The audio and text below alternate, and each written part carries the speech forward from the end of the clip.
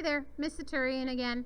I'm here to talk to you guys a little bit about algebra tools and how you can best solve problems in physics this year when it comes to solving an equation. Here is your essential question. How do I figure out what equation to use, and how do I find a solution to an algebra problem? So you may want to watch this a couple times over and come get help during tutor time if math is something that you have a hard time with, but I guarantee you if you come in and get some help or ask questions in class, you should be good to go. So SE2 mathematics is one of the big standards that we're going to be covering this year. This is literally it. It says, given a list of variables I know and I want, I can identify what specific equation to use. I can plug in the correct known variables and then solve for the thing that I'm looking for, the wanted variable. So one of the skills that we teach you in class this year and in this video is making a no-want list when you're trying to solve for a specific variable in a problem. This helps basically organize the word problem so that you can work with it in the easiest way possible.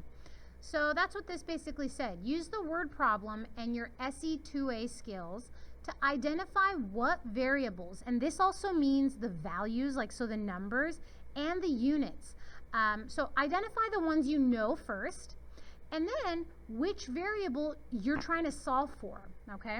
So you're gonna make a no list. And those are the ones, like you're gonna make a list of all the variables that you know you have and you know the values. And then you're gonna make a want list. So let's do a quick example. Let's say a ball rolls for 5 seconds. Its velocity changes by negative 10 meters per second during this time. So I'm asking you, what's its acceleration? So we make that no want list. Simple as this. So we know, let's say time. So we could put delta t equals 5 seconds. Don't just write delta t. Again, put the value, put the units. It'll help you later on. The other thing we know, delta v, negative 10 meters per second. And what we want is the one we don't know, is A average. So we're all set up. Let's go to the next slide. So the next thing you have to do is you have to actually choose an equation after you've made your no want list.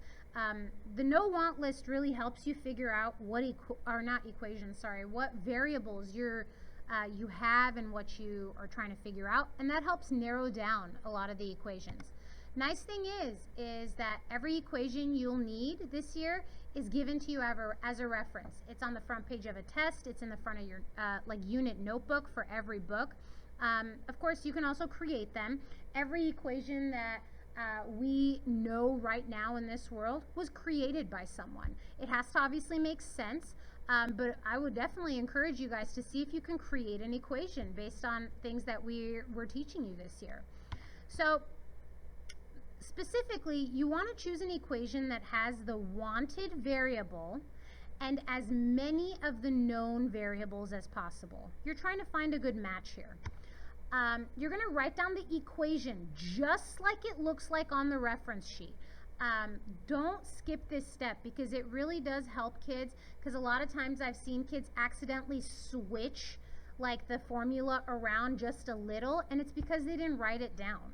So here's our example. Write the equation down. It takes seriously less than 5 seconds to do on like your like on a test or on practice problems. Just do it. All right.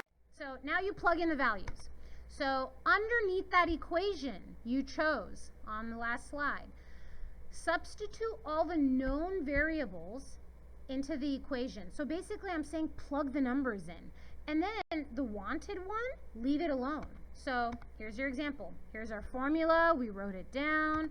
And then plug the numbers in that you know. You don't know average acceleration, so I left that blank. Now, next step. Let us simplify. Now, solve it by adding, subtracting, multiplying, or dividing the values as needed. So every problem is going to look a little different. Sometimes you'll have to add, sometimes subtract, sometimes multiply, sometimes divide. We really prefer decimal answers. We let you use calculators, and really because it makes more sense when we're talking about a lot of different physics topics. And then also make sure your units make sense too. So here's an example. So we've got our A average. I brought it over from the last slide. Negative 10 divided by negative 5, or I'm sorry, negative 10 divided by 5 is negative 2. That's us simplifying. If you notice, we didn't put the units when we were doing negative 10 divided by 5. This, I think, depends on you.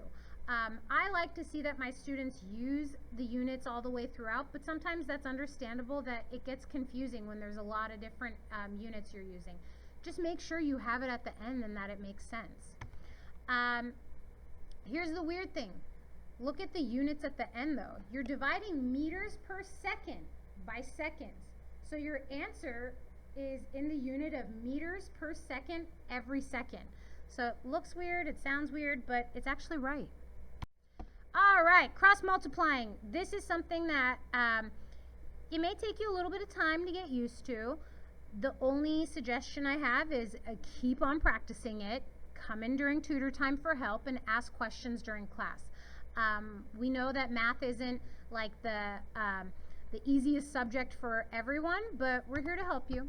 So if you don't know how to simplify or solve your equation, there's times where you have to mess with the equation a little bit to be able to get it to be in the right format for you to be able to easily solve. So you end up using something called cross multiplication to help you figure this out. So take a look. Let's see, hang on, there we go. So let's say we have another type of equation where you know two of the pieces of information, but the one you're solving for isn't all by itself. And in this example, it's like in the denominator of a fraction. This cannot simply be solved. This is where you use cross multiplication. So here's how it works. Let me put that there. Okay, so make both sides of the equation into fractions by putting the lone value over 1. So there's always one thing that has nothing underneath, and that was the 6 meters per second. Put a 1 underneath, like in the fraction, just so it's easier to work with. It doesn't change the value of 6 at all because 6 divided by 1 is still 6. Now, here's the next piece. You multiply the values that are diagonal from each other and make them equal to each other.